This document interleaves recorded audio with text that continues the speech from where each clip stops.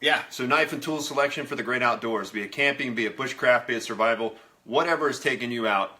There are a number of tools that you can and should take with you that will make that experience a lot better. And granted, you know, we're talking about camping and bushcraft as far as having a good experience, because I don't think anybody, you know, would argue that, you know, a survival situation is a good experience. But it can definitely be worse, and it can definitely be better based on your preparedness and what you have available to you when you get out there. It's important when you're deciding what tools you need to understand what it is that you need those tools for. And I'm talking realistically need those tools for.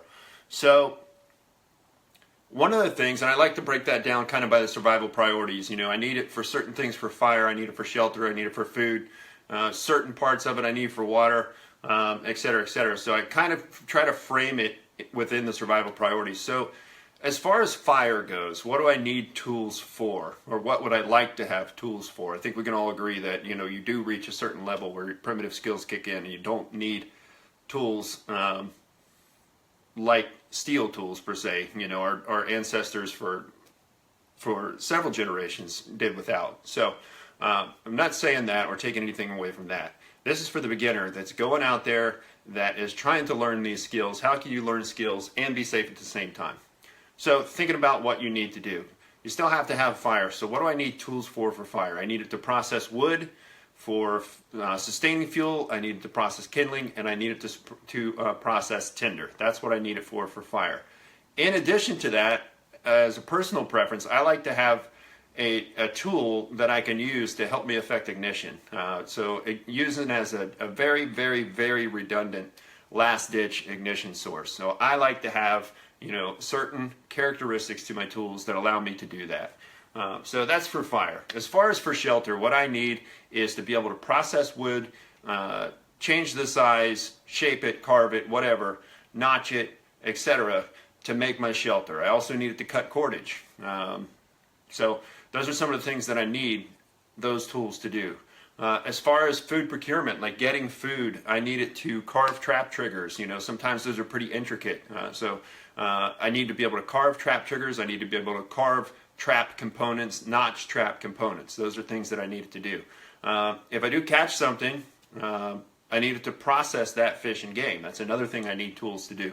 And then making other tools is another thing that I need tools to do. I can't carry every single tool that I want out in the wilderness because it's going to be too heavy, and most people don't do that. So there's certain tools that allow you to make other tools. You know, that's kind of the bushcraft side of things. You're making other tools from the land with the tools that you take with you.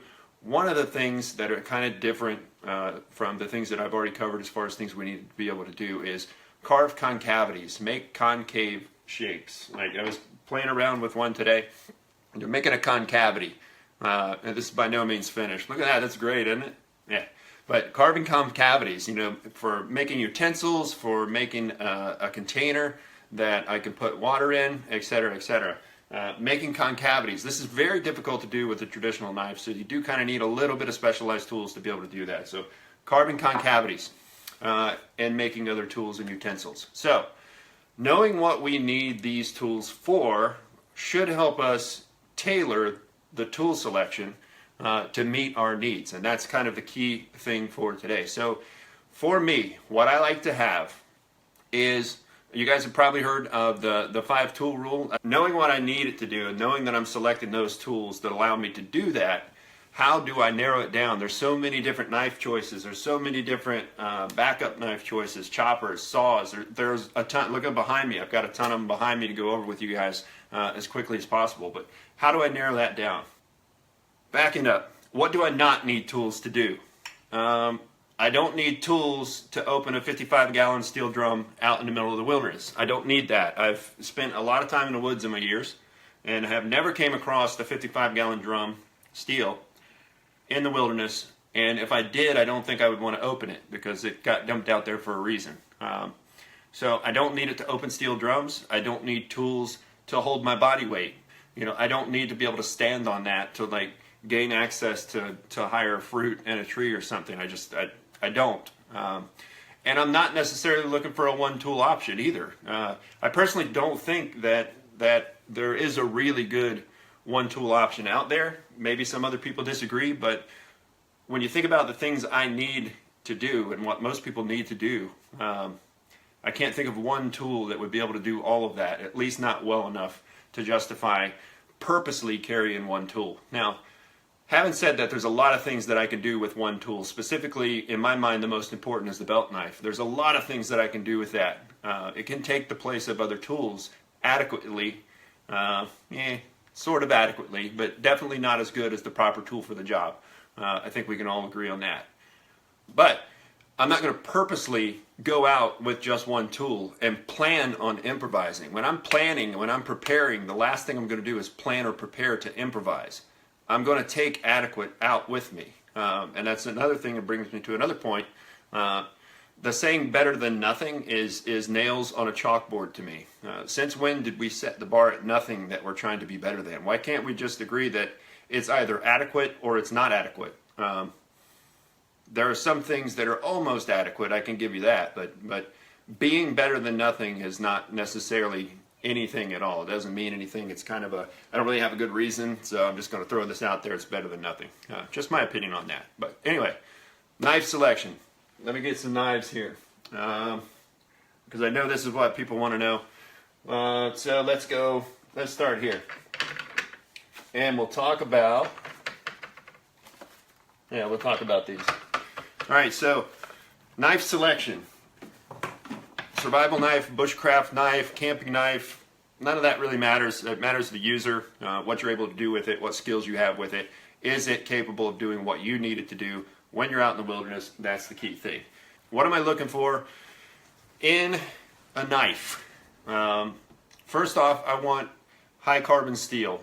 And let me clarify that. By high carbon steel, I mean not stainless, but there are a lot of stainless steels that also have a high carbon content, so I think that high carbon is kind of a misnomer. What I want is high carbon, naked, uncoated steel.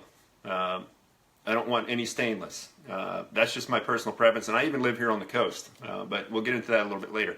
I like the high carbon steel mainly because it gives me that emergency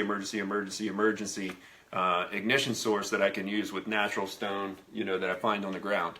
I can't do that reliably with a stainless because the spark, if you do get one, is so weak that it's a challenge. So to me, it's not worth carrying that stainless steel. Now, about the difference between the high carbon and the high carbon stainless or the coated, whatever. It doesn't matter what it is if we're talking about using it for a ferro rod. As long as the steel or the glass or the ceramic or the flint or the chert, whatever you have, is actually harder than the surface of that ferro rod, it's going to take off pyrophoric material and create a spark. So if you're out there and you hear about, you have to have a high carbon steel for a ferro rod, that's incorrect. It can be stainless, it can be high carbon, doesn't matter.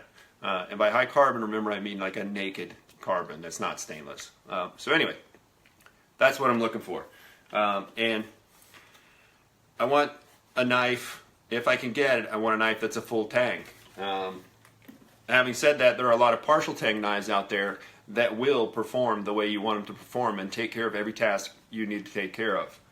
However, for me personally, I feel that I want the strongest knife possible when I go out there within reason. I don't want that sharpened crowbar kind of thing. I don't need it to be that. I still need it to be very usable for a variety of different tasks. But I've used MORA Classics, I've used MORA Companions, I've used a ton of different knives that weren't full tang with success, never broken one, and they've always done exactly what I needed them to do. So having said that though, I do know that a partial tang knife is not going to be as strong as a full tang knife. It's just not going to be. So when it's available, I'm going to take a full tang knife because I know that that is stronger. That doesn't mean that a partial tang knife isn't strong enough necessarily. It just means that I already know that the full tang knife is stronger, so I'm just going to go with that for that added security. Hope that makes sense, and that's kind of my position on full tang versus partial tang. I also want a sharp 90-degree spine.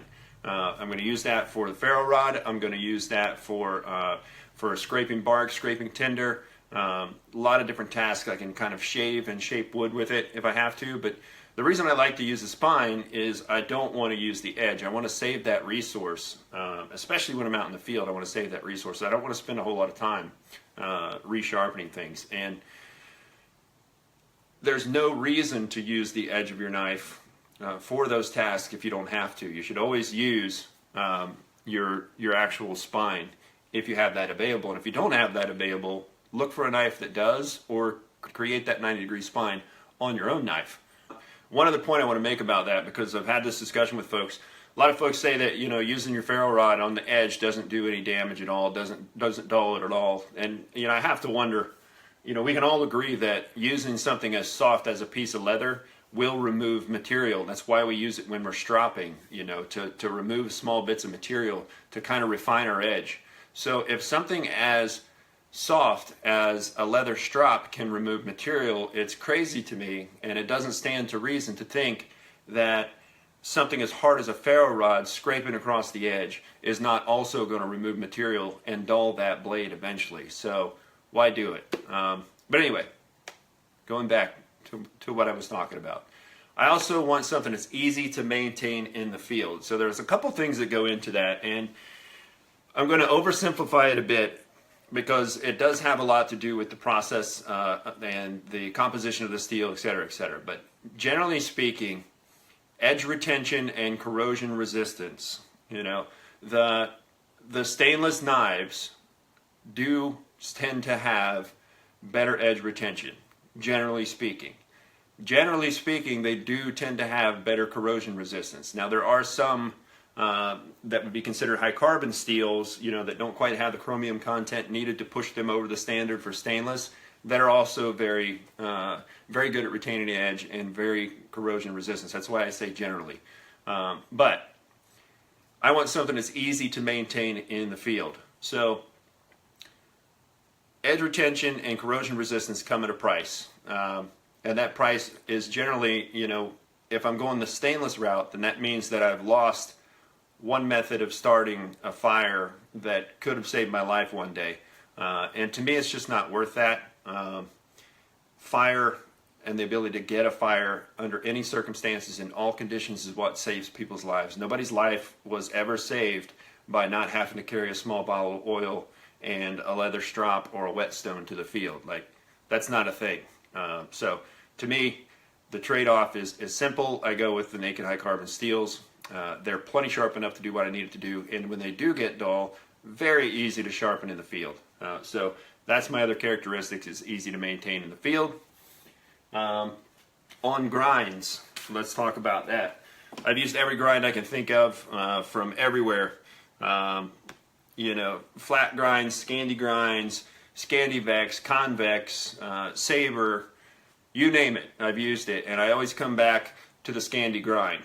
To me, the Scandi grind is very easy to use, very user-friendly, very easy to sharpen in the field. This is my field sharpening kit nowadays. This is a Viking whetstone pendant from Wazoo. So just a little guy, just a nice little Arkansas whetstone, riverstone I think it is. But anyway, that little guy is all I need for a simple Scandi grind, you know, to go ahead and do my sharpening. So that's what I need to touch up the blade, and then I can strop it on a leather belt. Can't do convex on leather belts. I don't like to do saber grinds, etc. on those type of stones, because they have, you know, more than one separate angle coming together. So I still prefer the Scandi grind just because it's that easy to sharpen in the field and works really well. So basically all of my knives that I end up with the Scandi grind, and I've got a box full of other knives with other grinds. So that's my thoughts on that. Primary knife, backup knife. If it's truly a backup knife, I'm not talking about an extra knife, I'm talking about a backup knife. If it's truly a backup knife, that means that if I lose my primary knife, my backup knife can do every single thing that that primary knife could do, because I still need a knife to be able to do all those things. So when I'm talking about a backup knife, I'm not talking about, you know, a primary knife and, you know, maybe a small folder or something like that. Like, this is a backup blade, but not necessarily capable of everything that this, you know, fixed blade full tang knife can do. But it is, you know, definitely a sort of a, it's kind of a supplementary knife, because I wouldn't really go out with just this on purpose. So a true backup knife will do exactly what your primary knife will do, and that's what it's for. Is I lost my primary knife somehow, which, you know, doesn't happen really all that often, I guess, but it needs to take its place. So combination for me, if I had to choose, you know, the good combination, or good choices, I should say, for a primary knife, you know, meeting all those requirements: high carbon steel, full tang, sharp 90-degree spine, easy to maintain in the field, good Scandi grind. I'll show you 3 choices that I have here. All right, this of course is the, you know, the official flint and steel knife from LT Wright. It's a GNS and a Scandi grind 01 tool steel. Red and black handles, pretty nice sheath, removable dangler, ferro rod roof, ferro rod loop. Yeah, this is a good choice for a primary. Full tang, high carbon, sharp 90-degree spine. They actually, LT Wright, one thing that a lot of people don't know is LT Wright actually undercuts their spine just a little bit, so it's even sharper than a 90 degree. So I mean, these things throw sparks like crazy. But anyway, LT Wright GNS, great choice. LT Wright Genesis, which is basically their model of a Kephart design. This is, I believe, A2 tool steel, Scandi grind, full tang, high carbon again, really easy to maintain in the field. This is a great backup knife or primary knife. Both of these are great examples of that. Then I got this little treat to show you. You guys have probably heard of these, the MORA Garberg. Look at that guy. Huh? The high carbon MORA Garberg. I had a Garberg probably a year ago and was using it, but it was a stainless Garberg, and as you know, I'm not a big dude on stainless. So when I found out these were coming out, you know, I was really happy to get my hands on one of these and looking forward to testing this. But yeah, this is another great choice. High carbon steel, full tang, sharpened spine, easy to maintain in the field with that Scandi grind. Those are great examples of your primaries and your backup knives. So now let's move on to chopper, because this is where it gets a little different. So here, you gotta wet the whistle a little. All right, so for choppers, really choppers depend on what my environment is and what I expect to be doing, and also, you know, the season. So summertime in the southeast, I don't really need a big chopper.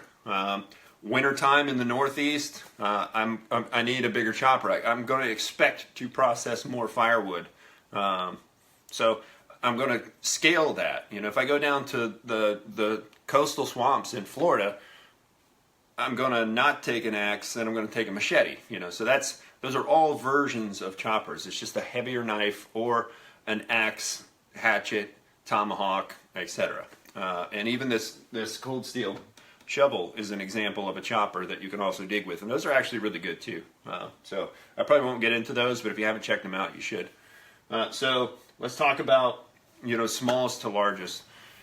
This is a Larry Roberts model. This is I believe this is the Gen 6 that Larry Roberts designed. A little bit bigger than, you know, a standard belt knife. You're looking at, you know, probably a 6.5-inch blade. I'd have to look at the specs, but it's basically the Kephart version, just elongated. So it has a little more weight, a little longer blade, so it's a little better for a chopper. But this is kind of like a minimal chopper. Actually, Kirsten Reckness is using this one, and you know, because she's, you know, a little smaller in stature, you know, admittedly. So she likes a lighter chopper, and this is a great solution for that. So real lightweight chopper there. That's the Larry Roberts model. This is one of my choppers here, which is the Gen 3, which is a very nice, thick, heavy chopper. So down here in the southeast, I can get away with something like this because I don't need a whole lot to chop with. I'm not doing a lot of processing, so I can get away with something like this really adequately. It's big, and it's got some weight to it, so it makes for a great chopper. So again, scaling it to your environment. Now if I go down into the swamps in the southeast, come on now. if I go down into the coastal swamps, you know, I'm going to want a machete. So this one's actually, I got to show you this one. This thing's hot. Look at this. Yeah, so that's my machete right there. Justin Cook actually has one of these too. But it's not a huge machete, but it's a solid machete, you know. So it's also a, you know, a nice full tang machete with a really good comfortable grip. You know, so if I'm down in the jungle and need to get through clearing and hacking out a path, or, you know, cutting bamboo for shelter, etc., I'm going to go with this for my chopper. So something to think about. Get that in the sheath. Nice big leather sheath too, man. That's like half a cow right there just for the sheath. A small cow. Okay, so where are we at on choppers?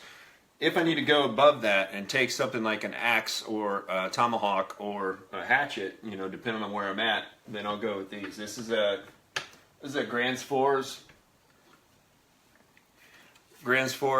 little hatchet, you know. So down here in the southeast, this is what I would normally carry most of the time. Up in the northeast, I'll carry a larger one, a little bit larger, but it's still good for the pack. But I expect to have to put up a lot of firewood for the night in the northeast, so this is what I would choose. I would take this. So I'm scaling my chopper up. And then sometimes down here in the southeast, I'll carry a tomahawk. Tomahawks are very useful because you can pop the head off and you can use that as a tool. You can use that as a wedge, even though this one has a spike. You can't really use it as a wedge as well. But a lot of tomahawks you could do. Very useful tool, but they're not as easy to process wood with as, you know, a dedicated like axe. But, you know, sometimes I'll carry this as an option just because I like it, and it's versatile and useful. So something to think about. All right, I think we've got all the choppers. Oh, I didn't talk about this. I might as well take it down just because. Cold steel shovel. This thing is a great chopper. Throws like a tomahawk, and it digs. So I wouldn't really call it a one-tool option. I can't see me processing fish and game with this, but it is a really good tool if you want to go that route. If you're expecting to do some digging and also have to do some chopping, that would be a great choice for sure. So, all right, I think we covered all the choppers I wanted to get into. Now, oh, there's another little guy. Check this one out. This is the Little Muck. It's more of a Skinner, you know, but it's a great little neck knife. Little model of the Nest Muck from LT Wright. What else can I show you real quick? What are we on? I believe we're on saws. Okay, so on the subject of saws, again, it's back to what is it that I expect to be doing while I'm out? You know, do I expect to be, you know, processing a lot of firewood? Am I in an area that doesn't have it laying all over the place? Because obviously I'm going to scavenge and pick up things that are already broken or already down if it's not wet, you know. So, but up in the northeast, you know, you gotta put some lumber away for the night. So down here, not so much. I can get away with a smaller saw, like what's on a multi-tool, like a Swiss Army knife, or a Leatherman or a Gerber. But anyway, saws, scaling them up. Check this out. So one of the smallest possible saws that I see people using, other than what's on their multi-tools, are these little wire saws. And, you know, I gotta say that, you know, if I'm honest, I think these are crap. All right, but you can make them a more efficient piece of crap. So these things will bind, they'll pinch, they'll break. But if you turn them into a bow saw, you can take care of that. So if for some reason you don't have the room to carry another small saw, and this is what you go with in your kit, then I recommend that you learn this technique that I'm about to show you right now to make it actually a useful piece of crap, if that makes sense. But anyway, so all I did was took a small tree and I actually took out a little bit of reduction right here so that it would bend easily without breaking, and carved a couple of pot hanger notches in there, and then you just string it like a bow. So I'll put that on there, and let's see if I can get her strung. I'm going to do an alternate method of stringing this like a bow because I'm not standing up. If I can.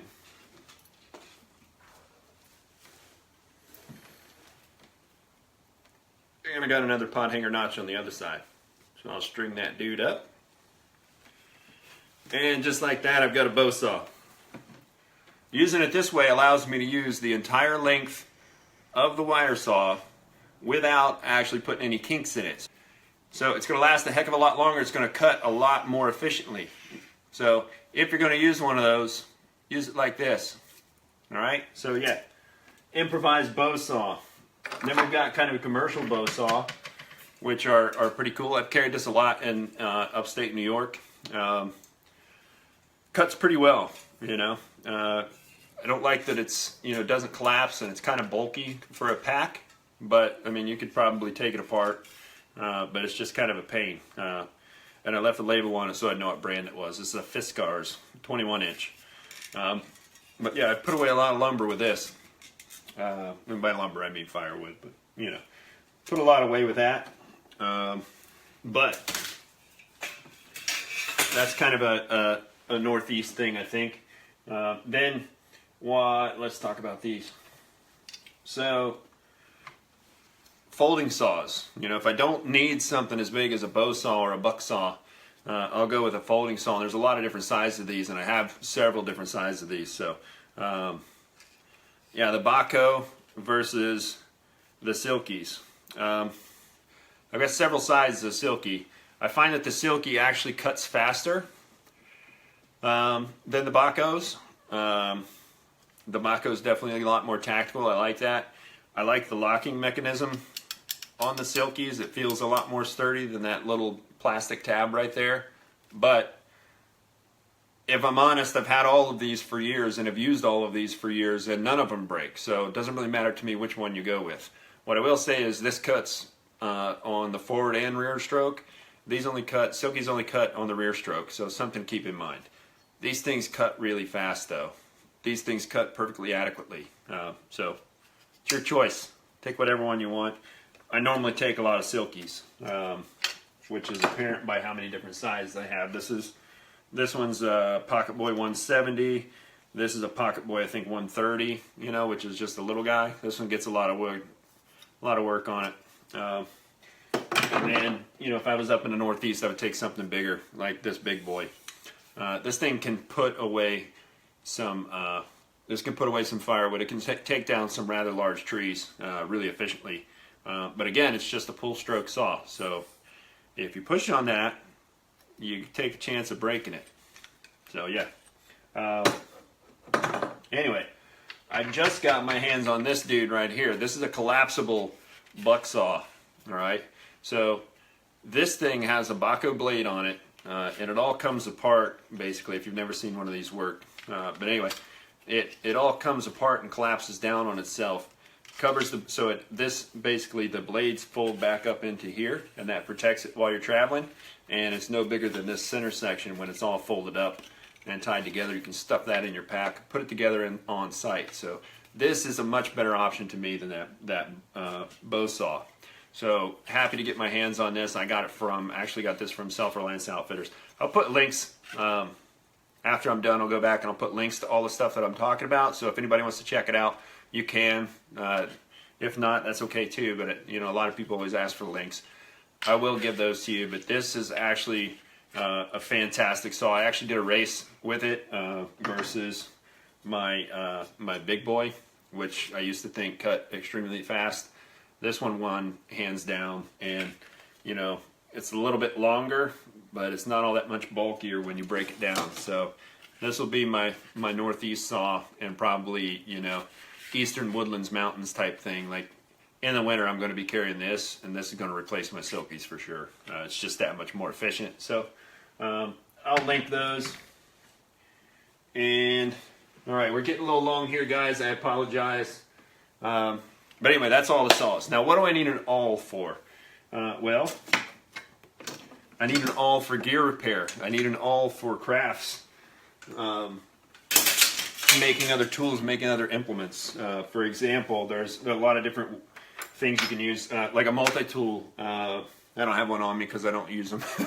Multi-tools, Swiss Army knives, they all have awls in them. And it's very important, if you don't know how to use that, learn how to use it, because it's an extremely useful tool. I'd put it in the top 5 category for sure. But the awls that I'll carry, here's a couple of the crooked awls, which are kind of the more traditional.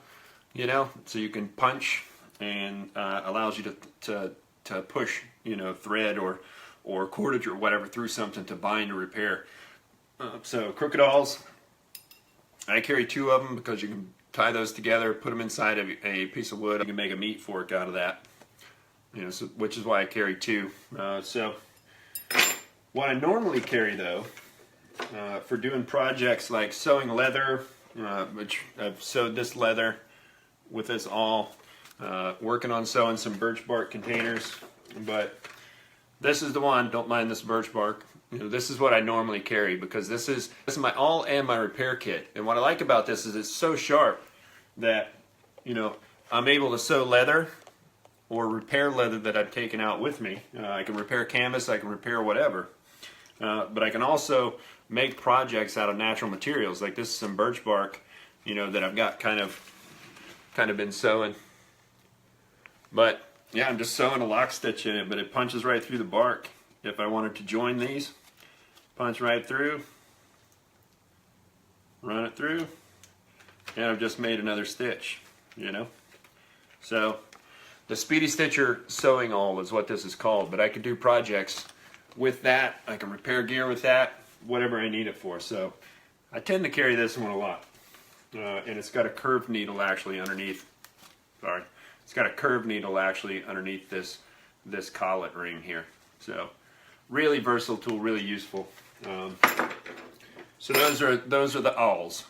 Now as far as hook knives, or something to create a concavity, like I'm working on this spoon here, something to create a concavity, or you know, a bowl or a cup, whatever you're making. A lot of different choices out there, and you know, it could be something in what it, you know, is a simple. I think this is a MORA. This might be a 163. I don't know. It's one of the MORA wood carving series ones, but just a simple curved knife, curved blade, so I can get in there and actually create those concavities. Yeah, I can go from that to, this is actually an extremely nice one that was forged by Canterbury as well. And this is the one that I think I like the best. I mean, when you're comparing it to, you've got, you know, the adequacy of a MORA wood carving knife versus this one. I mean, this is a substantial, you know, it's a substantial difference in size. And granted, they're a different blade, but just the sharpness of this is incredible. Really gets in there. You can get some leverage on your carving. So if you're a big spoon carver, you know, this is a really good hook knife. Like I said, that's forged. And another option is a carving gouge, you know, that you can get in and create larger things, like your Cuscas, your bowls, whatever. If you got the room, that's a great tool to have to create a concavity. Some nice to haves that are not really necessary, but are really awesome to have, and a lot of times these are in my kit depending on what I have to do. Chisel knife. I know you guys have probably seen these. This is the BAHCO chisel knife, wrecking knife. You know, if I expect to do a lot of processing larger fuel into smaller kindling, and I'm going to be doing a lot of billeting with a baton or truncating, I'm probably going to use this if I have it. If not, no big deal. You know, all of my knives are capable of it, but you know, this is specifically designed for wrecking. It's the wrecking knife from BAHCO, but these things are cool. If I'm prying a lot of pine sap off of a tree that's hardened, depending on the season, this is a great tool to use as well. And I mean, this thing has seen some use and some wear, but it's still going strong. I can make, you know, some pretty detailed woodworking joinery in the field. Probably Adam Fry probably carries one of these, I bet, or something similar. Doesn't have to be a BAHCO. I've got MORAs, I've got Ultifors, I've got a lot of different ones, but I tend to go with this one because it's larger, and I like it. A couple other things. Having a draw knife. You know, this is a packable draw knife. You probably saw it on Instagram, but having a draw knife is great if you're out in the woods and you want to create things like bows. This could be used basically like a draw knife and a spoke shave, and it's really compact and packable. Fits right in your tool roll. You just cut a couple of handles when you get out in the field, a couple of sticks, and then use those. And this thing is, I mean, it's razor sharp. Really high quality. This was also forged out at Pathfinder. But I'll show you this dude. This thing can make some shavings quick. But yeah, it's really, really nice, really small. So I like this. And then this was actually made for me by Dave as well, which is a packable fro that works with my Tomahawk handle. So, you know, if you don't know what a fro is, you know, it works with my Tomahawk handle, but this is kind of a larger version of what I would be doing with a chisel. You know, when I'm doing a lot of splitting, or if I'm, you know, you can make shingles with this. You can do a lot of things with this. But, you know, put my Tomahawk handle through that, and it's designed to not only, you know, be able to baton, billet, you know, that down into the woods, but you can also use that lever to kind of give it a pry and not worry about breaking it. You know, it's going to actually be able to use it to snap that wood off, you know, if it's a nice grain wood. So I like to carry a fro if I can, if you have one, so that's another thing that's a nice to have. Now, last thing I promise, then I'm out of here. Let's talk about primitive tools real quick. Building primitive tools is an art, and it's an art that I work on pretty constantly. There's always a mess in my garage of flint knapping, attempts at flint knapping, I'll say. But you know, there are people that are really good at it. For example, like these are a couple of blades that were made for me by Justin Cook. This one is especially awesome. I got to put a little leather wrap on that, but that's a great implement. Took him minutes to do that. It's incredible. You know, and here's kind of a smaller one. Really nice. Then I got actually these two Oatseys. One's more of a field use one, and one's obsidian. It's a little more nice decoration. So a couple of Oatsey blades that I got from Phil out in Texas. So yeah.